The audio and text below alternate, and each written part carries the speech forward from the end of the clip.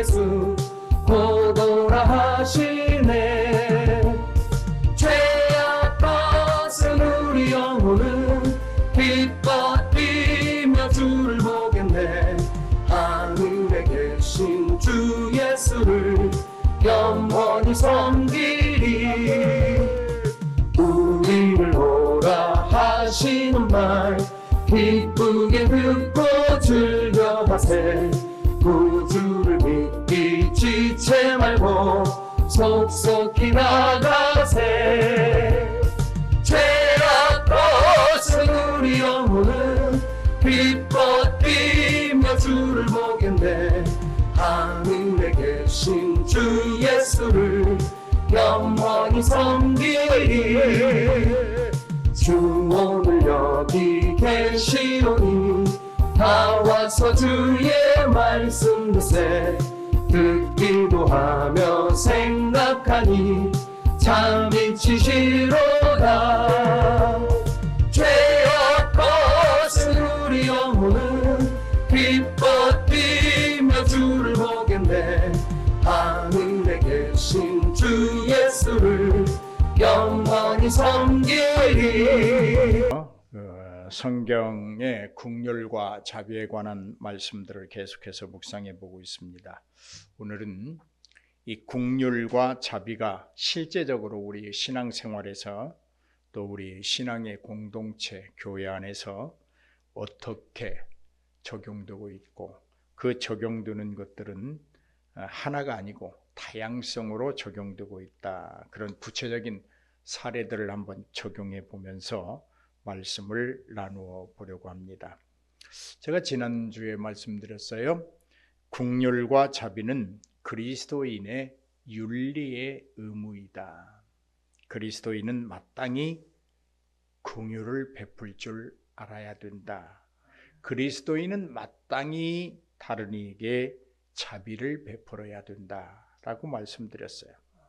그 긍휼과 자비는 어떤 대상에 대하여 그의 자격이나 어떤 그의 인품이나 그의 어떤 삶의 상태나 이런 것과는 전혀 무관하게 그리스도인이라면 조건 없이 긍휼을 베풀고 자비를 베풀어야 된다. 그렇게 말씀드렸어요. 하나님이 우리 죄를 용서하신 것, 우리가 그 죄 용서함을 받을 수 있는 자격이나 어떤 행위를 가졌기 때문에 긍휼을 베풀어 주신 것이 아닌 것처럼, 무조건적으로 우리에게 긍휼을 베풀어 주신 것처럼, 그 무조건적인 긍휼이 우리의 구원을 허락하신 것처럼 우리도 다른 사람들에게 긍휼을 베풀어야 된다. 그런 말씀입니다. 여러분, 긍휼이라고 하는 것, 어떤 한 교인이 예기치 않은 사업 실패로 큰 빚을 지게 되었습니다. 가족의 생계마저도 위협받는 절망적인 상황에 놓였습니다. 이 교인의 실패에는 어쩌면 그 사람의 성급한 결정이나 잘못된 어떤 판단이 작용했을 것입니다. 자, 그 사람의 그 성급한 판단, 잘못된 선택, 이 두 가지 속에 우리가 생각할 긍휼은 무엇일까? 너 마땅히 네 성질이 지랄 같아서 그래. 당연한 거야. 너 잘못 선택해서 그렇잖아. 네가 잘못 선택한 결과인데 뭘 어떻게 해? 이것은 일반인이 보통 할 수 있는 아주 천박한 이야기입니다. 그리스도인이라면, 그래, 지금은 내가 너를 위로하고 감싸고 보듬어야 될 때야. 할렐루야. 교회 공동체는 이 교인의 과거 잘못이나 어떤 판단의 부족함, 이 부족함을 판단하고 비난하기보다는 그 사람의 절망적인 상황에 깊이 공감할 줄 알아야 됩니다. 여러분, 사람이 세상을 살아갈 때 따뜻한 사람이 있고 차가운 사람이 있는데, 좋아할 만한 사람이 있고 그저 그런 사람이 있는데, 어떤 차이일까? 누군가에게 어떤 상황에서 그 현실을 공감할 줄 아는 사람, 그 사람이 따뜻한 사람. 왜 저렇게 살고 있을까가 아니라 왜 저렇게밖에는 살 수 없을까? 내가 저의 인생에 도움이 될 수는 없을까? 내가 저 사람에게 나누어 줄 수 있는 것은 무엇이 있을까? 이 공감할 수 있어. 참 아프겠다. 정말 아프겠네. 정말 슬프겠어. 왜 이렇게 내가 눈물이 나지? 이런 공감력이 있을 때 그 사람을 우리는 참 좋은 사람이다, 따뜻한 사람이다, 그렇게 말할 수 있습니다. 그렇다면 교회에서 이 교인을 위해서 어떻게 해야 됩니까? 우리는 그를 가슴에 품고 기도해 줘야 합니다.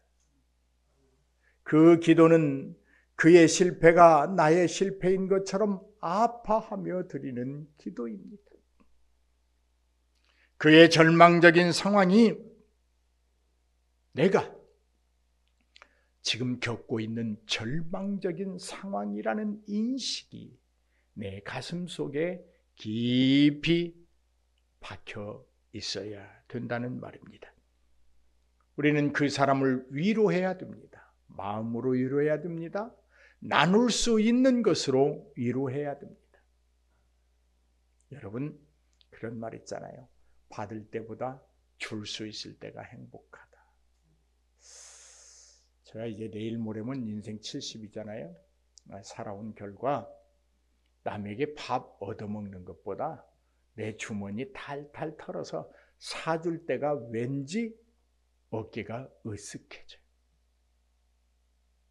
모르겠어요. 다른 사람은 모르겠어요. 근데 나는 그래요. 얻어먹으면 왠지 어깨가 이렇게 뭐라 그럴게요, 좀 줄어들어요. 그런데 내가 없지만 주머니 잔돈까지 탈탈 털어서 사고 나면 어깨가 으쓱해져. 나올 때 왠지 배가 더 불러. 마음으로 위로하고 내 마음의 진실을 그에게 줌으로 말미암아 그의 믿음이 견고해질 수 있다면, 할렐루야, 그것이 우리가 긍휼을 실제적으로 교회에서 적용하는 것이다, 그렇게 말. 이렇게 우리가 마음으로 기도만 하고 멈추는 것, 이건 1단계고 2단계는 어떻게 해야 될까? 그게 어려운 상황을 극복할 수 있도록 할 수 있다면 긴급 구호 기금도 모아볼 필요가 있습니다. 생활비를 지원해 주기도 하고, 자녀들이 있다면 학비를 도와주는 일.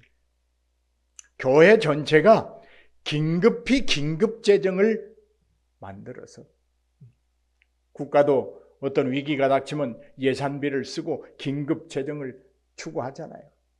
그런 것처럼 교회도 당회나 목회자는 그를 신방하고 그의 어려움을 들어주고 재정적으로 교회가 도울 수 있는 방안을 만들어 보는 것, 이것이 긍휼입니다. 하나님이 우리를 불쌍히 여기시고 긍휼하심으로 그 마음만으로 그쳤다고 하면 예수님이 이 땅에 오시지 않지요. 그러나 하나님은 그 마음으로만, 그 진실하신 성품으로만 우리를 긍휼히 여기지 아니하시고 2단계 직접적으로 그 긍휼을 실천하시고 우리에게 표현해 주신 것이 예수 그리스도의 십자가입니다. 여러분, 긍휼의 최종 목적은 십자가인 거예요. 내가 그 죽음을 경험해 보는 거예요.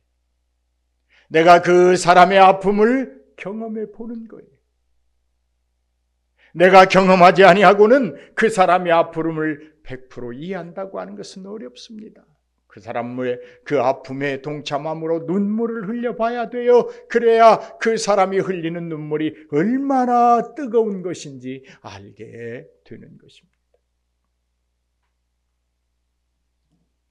아마 그렇게 하면 그 사람도 다 두 번 다시는 급한 성질을 부리지 않을 것이고 잘못된 판단을 하기보다는 교회 안에서 주님께 더 묻고 또 묻는 신실한 크리스찬이 될 것이라고 믿습니다. 여러분, 또 이런 신뢰가 있어요. 교회 안에서 어떤 형제가 교인에게 재정적인 손해를 끼치는 잘못을 저질렀고 이로 인해서 공동체 내에 불화가 생긴 신뢰가 있습니다.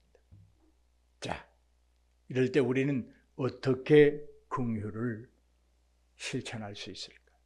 어떻게 하나님이 우리에게 주신 이 긍휼의 윤리를 완성할 수 있을까?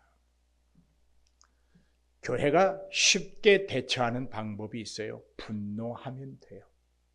저런 못된 놈, 저런 나쁜 사람이 있어? 분노하면 돼요. 그런데 공교롭게도 성경은 분노를 해질 때까지 품지 말라고 말해요. 아마 오후 3시에 그 사실을 알았다고 하면 널찌잡고 3시간밖에는 분노할 수 없어요. 그 다음날 분노하는 것은 죄예요. 그렇다면 우리는 어떻게 할 것입니까? 여러분, 분노는 길어야 12시간만 할 수 있겠지만 긍휼은 영원한 것입니다. 하나님이 우리를 심판하는 것 아주 쉬워요. 간단해요. 정죄하시면 돼요. 우리를 판단하시면 돼요. 그러나 하나님은 그 긍휼하심으로 우리를 영원히 보듬고 계시는 것입니다. 여러분이 지난 일주일 잘 살아와서 오늘 하나님을 예배하는 것이 아니라 하나님이 여러분을 긍휼히 여기시기 때문에 그 하나님의 풍성하시고 진실하시고 인자가 넘치시고 하신 그 진실하심의 긍휼이 여러분을 품으시고 있는 결과라고 하는 사실이에요. 그 형제에게 용서의 마음을 품고 그에게 하나님의 긍휼하심이 임하기를 바라고 우리가 받은 하나님의 긍휼을 그에게 동일하게 베풀고 나눔으로 그 어려움을 극복할 수 있게 되는 것입니다. 사랑하는 여러분, 교회가 가질 수 있는 리더십은 교회에 막중한 재정적 손해를 끼친 그 형제를 출교시키는 것, 그것이 정답은 아닙니다. 그것이 전부가 아니라는 말입니다. 그 형제를 향하여 즉각적인 비난의 화살을 보고 총을 쏴대는 것도 교회의 의무가 아닙니다. 먼저 그를 찾아가서 회개할 수 있는 기회를 제공하는 것, 그것이 그리스도의 사람입니다. 그로 하여금 잘못을 인정하고 교회를 떠나지 아니하고 돌아올 수 있도록 공동체의 이름으로 용서하고 회복의 손길을 내미는 것, 그것이 하나님의 영원하신 긍휼하심을 입은 자의 태도요 삶이라는 말입니다. 때로는 피해를 입은 교인에게는 합당한 보상을 하도록 도와줘야 합니다. 잘못을 저지른 형제에게는 재발 방지를 위한 어떤 상담이나 영적 훈련을 통해서 진정한 회복과 공동체로의 복귀를 도와줘야 합니다. 사랑하는 여러분,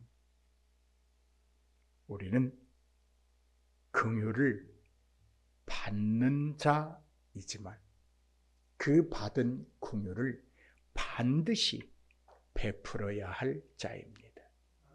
나누어야 할 자입니다. 간단하게 표현하면 무조건 사랑해야 된다는 말입니다. 사랑은 따지는 것이 아닙니다. 사랑은 구분하는 것이 아닙니다.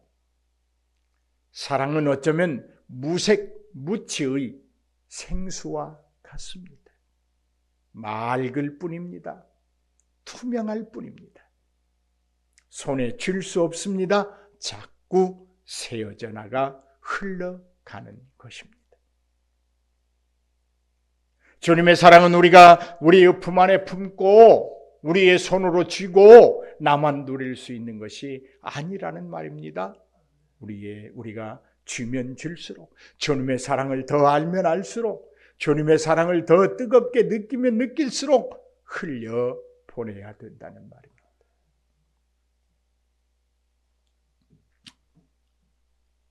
사랑하는 여러분, 우리 주위에는 어려운 상황에 처한 사람들이 너무나도 많이 있습니다. 그들을 향해서 여러분은 어떤 태도를 취하십니까? 긍휼은 격려하는 것입니다. 긍휼을 베풀기 원하는 자는 찾아가는 자입니다. 교회에 가만히 앉아서는 긍휼을 베풀 수 없습니다. 긍휼을 베풀기 원한다면 나를 죽여야 합니다. 내 자존심을 가지고는, 내 의식을 가지고는, 내 판단의 욕심적 눈으로는 긍휼을 베풀 수 없습니다. 내 눈이 아니라 믿음의 눈을 가져야 합니다. 내 마음에, 내 의식의 생각이 아니라 주님의 마음을 품어야 가능한 이야기입니다. 자격이 없습니다.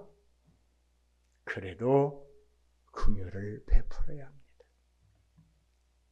어쩌면 나하고 잘 어울릴 수 없는 사람으로 판단이 듭니다.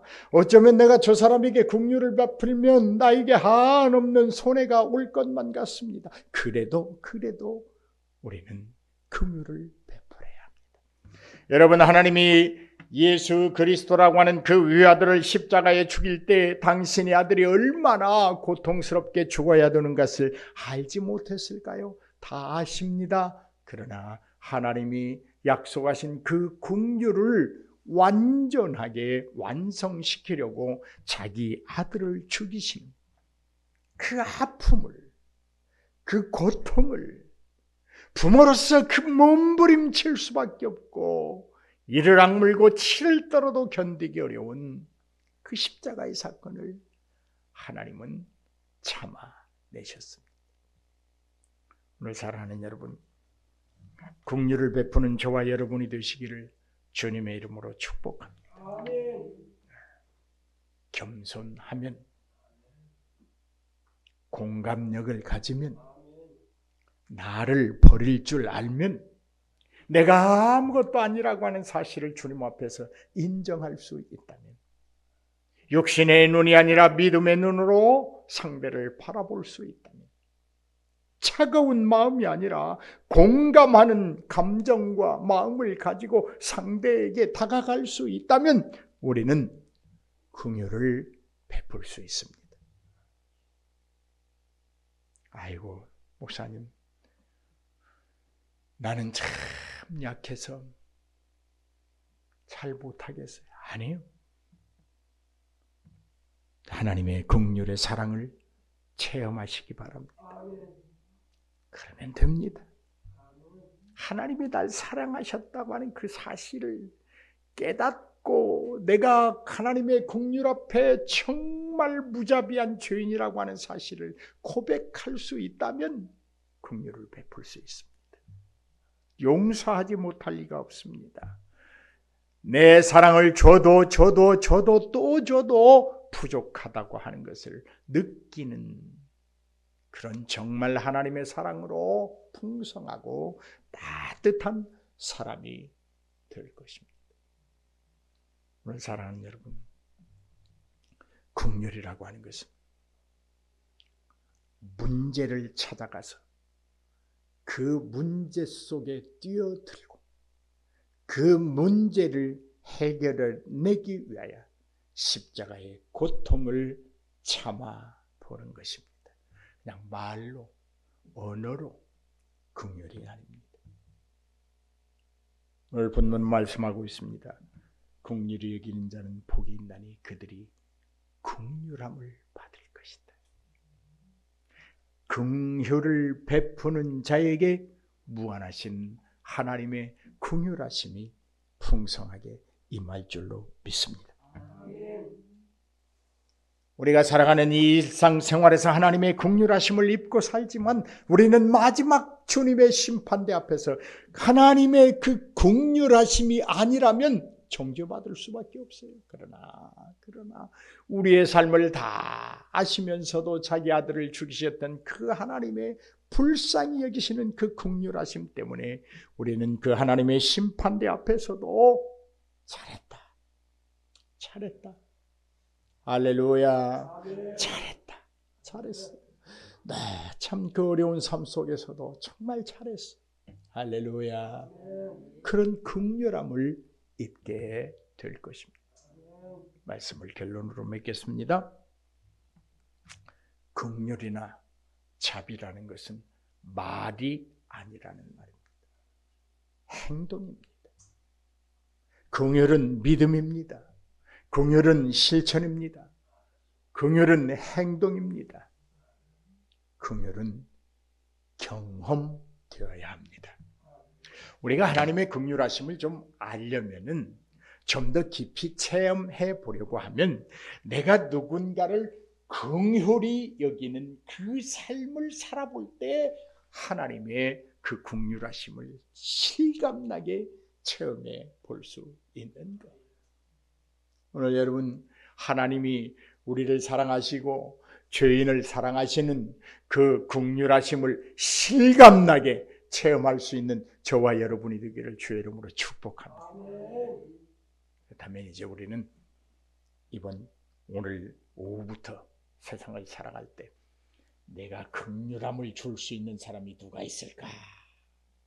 눈을 부릅뜨고 세상의 욕심을 찾아가는 것이 아니라 나의 탐욕과 욕심을 채우기 위하여 내 눈을 부릅뜨는 것이 아니라 내가 나누어줄 수 있는 이 자그마한 긍휼이라도 누군가에게 줄 수 있는 사람, 대상이 없을까? 찾아가는 삶을 살아야 됩니다. 하나님이 근거가 되신 거예요. 하나님의 긍휼은 죄인을 찾아오시면서 완성된 거예요. 우리도 찾아가야 되는 거예요. 할렐루야. 기도하십시다.